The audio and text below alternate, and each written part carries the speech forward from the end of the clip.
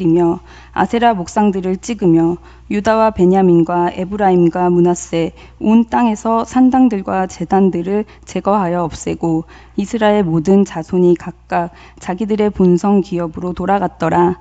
아멘.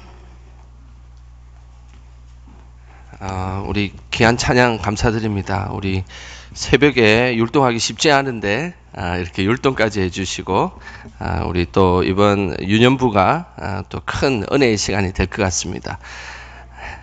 우리 성도님들, 우리 다음 세대를 위해서 이렇게 또 기도하고 귀한 또 시간들을 마련하고 있는데 우리 교회가 늘 미래와 희망이 있을 수 있도록, 그리고 다음 세대 위에 늘 부흥이 있을 수 있도록 그렇게 더 많이 관심 가져주시고 기도해 주시기를 주님의 이름으로 축복합니다.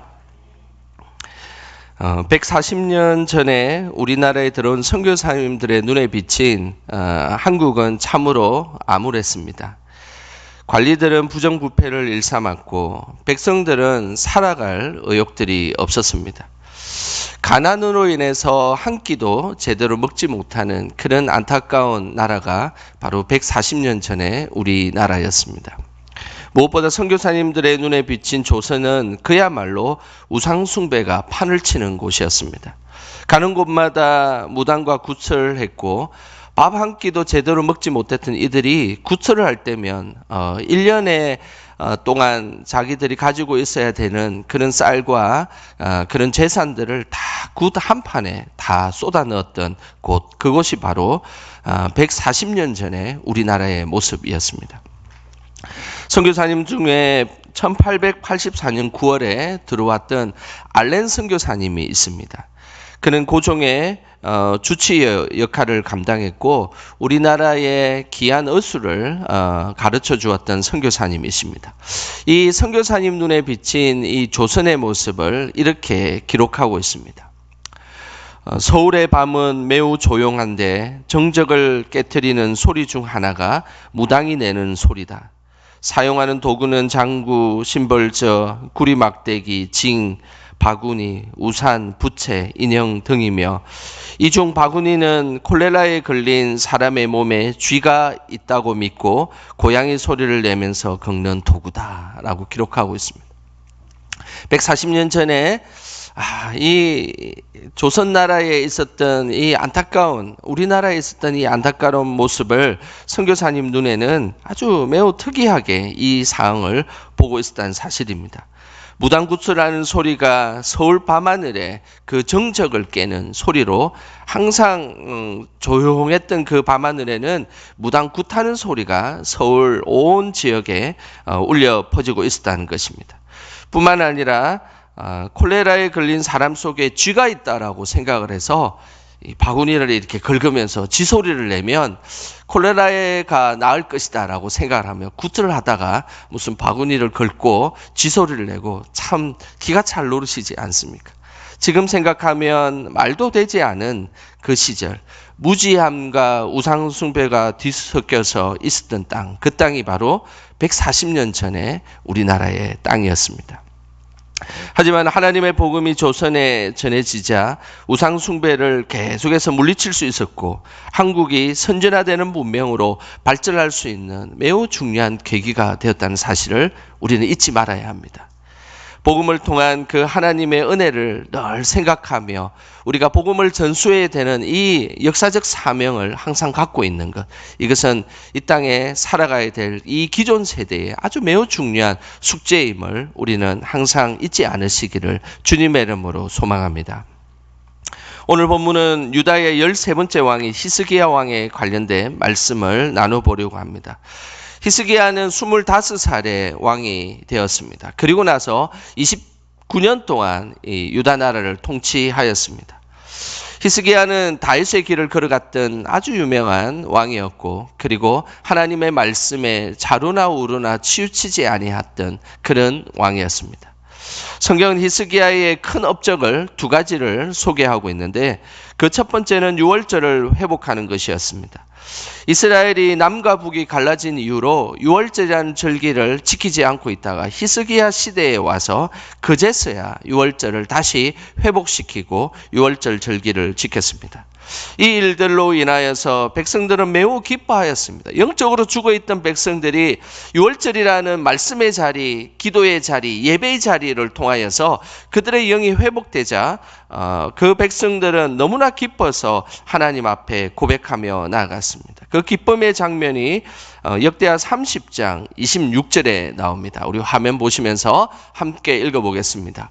예루살렘에 큰 기쁨이 있었으니 이스라엘 왕 다윗의 아들 솔로몬 때로부터 이러한 기쁨이 예루살렘에 없었더라. 히스기야 왕으로 인하여서 영적으로 깨어난 백성들은 큰 기쁨을 누렸다라고 말씀하고 있습니다. 이 기쁨은 세상이 줄 수 있는 그런 기쁨이 아닙니다. 그냥 단지 좋은 음식을 먹고 좋은 사람들과 이야기하는 그런 단순한 기쁨이 아니라 하나님 앞에 깊은 임재를 경험하고 지금까지 자기들이 영적으로 나태했던 자신들이 이제 영적으로 깨어나는 그 순간이 하나님 주시는 참 기쁨을 누리는 순간이라는 사실입니다. 저는 우리 영광의 모든 세대가 이런 예배드림의 기쁨이 우리 영광교회에 충만하기를 주님의 이름으로 소망합니다. 히스기야 왕이 유월절을 다시금 회복시킨 것은 그 어떤 왕들보다 위대한 일이었습니다. 그리고 또 하나 히스기야의 매우 중요한 업적이 하나가 더 있습니다. 그것이 바로 오늘 읽었던 본문 역대하 31장 1절 말씀입니다. 우리 역대하 31장 1절 말씀 같이 한 번 더 읽어보겠습니다. 이 모든 일이 끝남에 거기에 있는 이스라엘 무리가 나가서 유다 여러 성읍에 이르러 주상을 깨트리며 아세라 목상을 찍으며 유다와 베냐민과 에브라임과 므낫세 온 땅에서 산당들과 제단들을 제거하여 없애고 이스라엘 모든 자손이 각각 자기들의 본성 기업으로 돌아갔더라. 오늘 이 1절에서 모든 일이 끝남에라는 것은 이제 유월절에 그 기쁨의 잔치가 다 끝났다는 이야기입니다. 이제 유월절을 통하여서 이스라엘 백성들이 회복의 은혜, 회복의 예배로 나아갔던 것입니다. 그런데 이제 그 회복의 은혜가 다 끝나고 난 뒤에 오늘 이 이스라엘 백성들에게는 매우 중요한 숙제가 하나 남아 있었습니다. 그것은 우상을 타파하는 것이었습니다. 우상 숭배로 인하여서 몸살을 앓고 있는 이 유다 나라에 하나님은 이스라엘의 모든 곳곳마다 우상이 없어지기를 하나님은 기대하셨습니다. 그리고 나서 하나님을 믿는 나라였지만 오랫동안 우상을 해결하지 못했던 그들이 우상을 해결하기 시작했습니다. 이스라엘 백성들의 삶의 자리, 그 삶의 자리는 너무나 우상이 가득하였습니다. 그야말로 우상이 가득하였는데 특별히 이스라엘 백성들의 삶의 자리에 이 우상이 얼마나 가득했는지에 대한 부분들을 알 수 있는 단어가 바로 산당이라는 것입니다. 기존에 중앙성소를 기준으로 있었던 이 큰 우상의 숭배들은 선한 왕들에 의해서 그때그때 많이 파괴되고 물리치는 일들이 있었지만은 이스라엘의 그 생활 아주 깊은 곳에 자리 잡고 있었던 산당을 없애는 것, 이것은 참으로 쉬운 일이 아니었습니다. 그래서 역대기와 그리고 열왕기에 반복적으로 나오는 것은 바알과 아세라 상은 없애버렸고 제거하였지만 산당은 없애지 못했다라는 말씀이 이 역대기와 열왕기를 읽어보면 계속해서 반복적으로 나오는 말씀입니다. 유다의 20명의 왕들 중에서 산당을 없앴던 왕은 히스기야 왕과 내일 우리가 만나게 될 요시야 왕뿐이었습니다. 그만큼 산당을 없앤다는 것은 매우 힘든 일이었습니다. 그 이유는 다른 것이 아니었습니다. 이스라엘의 삶의 자리 깊은 곳까지 우상 숭배가 침투했기 때문입니다. 중앙성소에 있는 우상은 단번에 깨뜨릴 수 있었지만 온 나라 전역에 퍼져 있는 일상처럼 녹아진 이 산당은 쉽게 제거하기가 힘들었기 때문입니다. 실제 이스라엘에 있었던 산당의 흔적들이 지금도 이스라엘 곳곳에는 많이 나오고 있습니다. 그림을 한번 보겠습니다. 이런 이스라엘의 산당은 아직도 이스라엘의 산 지역 그리고 마을 곳곳에 이런 이스라엘의 아주 작은 산당들이 이스라엘의 곳곳에 남아 있고 지금도 이 산당이 아직도 고고학적으로 남아 있습니다. 이것은 선한 왕이고 개혁의 열정을 가진 왕들조차도 쉽게 제거하지 못했던 이스라엘의 아주 뿌리 깊은 우상 숭배의 모습이었습니다. 하지만 히스기야 때는 조금 달랐습니다. 한두 사람의 영적 지도자만 나서서 우상을 타파한 것이 아니라 온 백성들이 전체가 동참하여서 이 우상을 물리치기로 결정했던 것입니다. 그 모습이 오늘 읽었던 1절의 모습입니다. 1절을 한 번 더 보겠습니다.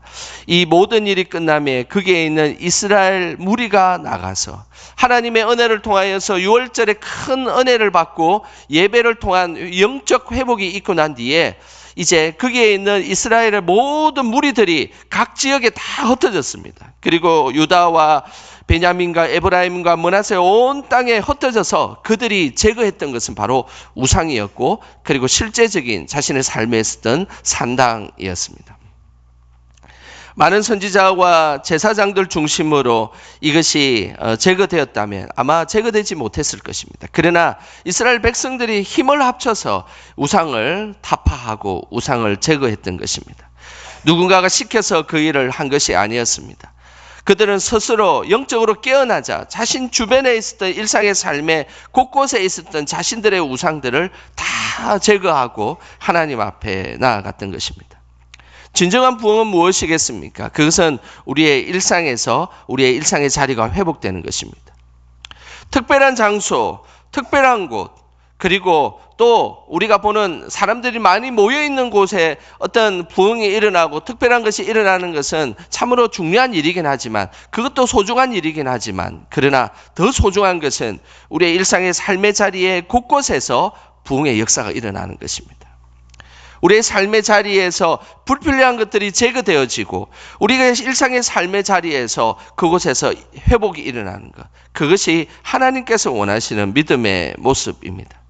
우리의 삶의 깊은 그곳에서 우리가 행하지 말아야 될 것들을 철폐하고 제거하고 없애는 것. 이것이 이 땅의 삶의 자리의 모습이 되어야 하는 것입니다. 우리 성도님들의 삶의 자리와 일터와 가정이 항상 거룩하고 순결해지기를 주님의 이름으로 소망합니다. 고대 사회는 우상이 직접적으로 드러나는 경우가 대부분이었습니다. 하지만 현대를 살아가는 우리는 이런 드러나는 우상들을 숭배하지는 않습니다. 그런데 현대사회는 드러나는 우상은 없지만은 그러나 교묘하게 우상들이 숨어져서 우리의 일상의 아주 깊은 자리에 그것이 드러나고 있다는 사실입니다. 현대사회의 우상을 지적한 책이 한 권이 있습니다. 모든 것의 시작이라는 책인데요. 이 책에는 현대인이 우상 숭배시하는 것들에 대한 6가지 질문을 하고 있습니다. 6가지 질문을 한번 해보겠습니다. 먼저 이 질문을 들으면서 혹시 우리가 하나님보다 이것을 더 소중하게 생각하고 있는지, 현대를 살아가는 우리에게 우상이 어떤 것인지를 다시 한 번 더 우리의 삶을 돌아보는 시간이 되기를 원합니다. 먼저 첫 번째입니다. 공부와 성공에 집착하고 있는가? 두 번째는 사랑과 결혼에 매달리고 있는가? 세 번째는 하나님보다 육아와 아이 교육에 더 많이 빼앗겼는가? 그리고 네 번째는 하나님보다 부동산과 재테크에 더 열을 올리고 있지는 않은가? 그리고 다섯 번째는 가족의 안정과 미래를 위해 염려하고 있는가? 그리고 여섯 번째 마지막입니다. 하나님보다 게임이나 스마트폰에 더 몰두하고 있지는 않은가? 현대를 살아가는 우상은 다른 것이 아닙니다. 옛날처럼 뭔가 미신적인 것, 무당이 굿하는 것, 이렇게 드러나는 것만 우상숭배를 하지 않는 것으로 우리는 우상숭배는 이제 더 이상 끝이 났습니다라고 이야기할 수 없다는 것입니다. 우리 크리스찬의 삶의 자리에서 우리가 하나님보다 더 우선시하게 생각하고 하나님의 관심보다 더 많은 시간과 에너지를 쏟아붓고 있는 곳이 있다면 그곳이 바로 현대를 살아가는 크리스찬들의 우상이며 우리가 다시 분별을 해야 되는 우상임을 우리는 기억해야 되는 것입니다. 좀 전에 모든 것이 시작에 해당되는 책에 나온 성공, 사랑, 자녀, 돈, 성취, 오락, 이것은 현대를 살아가는 우리에게 우상과 같은 역할을 하는 것임을 우리는 기억해야 하는 것입니다. 만약 우리의 다음 세대들이 이 6가지에 무너져서 계속해서 이 6가지가 자신들의 우상으로 살아가고 있다면 우리는 기억하셔야 됩니다. 그 우상을 제거해야 된다는 것입니다. 그리고 그 우상은 다른 큰 대형 어떤 모여있는 그런 드러나는 것이 아니라 일상의 살이 잡고 있는 산당과 같은 것으로 계속해서 우리의 발목을 잡고 우리가 하나님 앞에 온전히 나아가지 못하도록 막는 역할을 하게 될 것을 우리는 기억하셔야 합니다. 다윗의 길을 걸어갔던 선한 왕들이 그렇게 없애려고 했던 우상, 그들은 생활 속에 침투했던 이 산당들을 없애는데 대부분 실패하였습니다. 조금만 없애고 나면 또다시 나타나고 또 없애고 나면 나타나고 밭에 있는 잡초와 같이 뽑고 나면 또 나고 뽑고 나면 또 나고 그리고 삶의 자리 곳곳에 그것이 무성하게 났던 것이 바로 산당의 우상이었던 것입니다. 그래도 최소한 히스기야 시대 때는 오늘 1절에 보는 것과 같이 우상과 산당을 다 제거하고 승리하면서 일상으로 돌아갔다라고 말씀하고 있습니다. 그래서 1절 맨 마지막 말씀에 보면 이스라엘 모든 자손이 각각 자기들의 본성 기업으로 다 돌아갔더라라는 것입니다. 자신의 주변에 있는 모든 우상들을 다 철폐하고 난 뒤에 그들은 그들의 삶의 자리를 돌아가서 하나님을 섬기며 하나님 앞에 온전히 나아갔던 모습을 보였던 것입니다. 우리 다음 세대가 영적 분별력을 갖고 생활에 침투한 이런 우상을 타파하기 위해서는 어떻게 해야 되겠습니까? 그것은 기존 세대들이 영적 분별력을 키워야 합니다. 이것은 하나님보다 더 소중하게 우리를 옥죄이게 하는 것임을 분명하게 알려주고 우리는 그것을 넘어서서 하나님 영광을 위해 살아가야 된다는 것을 우리 기존 세대들이 알려주지 아니하면 이 다음 세대들은 아마 이런 세상의 우상들에 의해서 함몰되고 그렇게 믿음을 잃어가며 하나님의 믿음의 자리를 그들은 돌아오지 않게 된다는 사실을 우리는 기억하셔야 합니다. 하나님을 늘 최우선적으로 사랑하기를 주님의 이름으로 소망합니다. 그리고 온 마음 다해 주님만을 섬기며 그 일들을 통하여서 우리 다음 세대들을 위해 기도하며 그리고 이런 여름 행사를 통하여서 우리가 다시 한 번 더 우리의 방향이 하나님께 있음을 그리고 우리가 영적으로 하나님 앞에 깨어나야 함을 우리가 다음 세대에게 알릴 때 그곳에는 미래와 희망이 있을 것입니다. 우리 영광의 모든 세대들이 하나님 일상 속에서 자리 잡고 있는 우상들을 다 철폐하고 그리고 영적 분별력을 통하여서 하나님 앞에 온전히 나아가는 우리 모두가 되시기를 주님의 이름으로 축원합니다.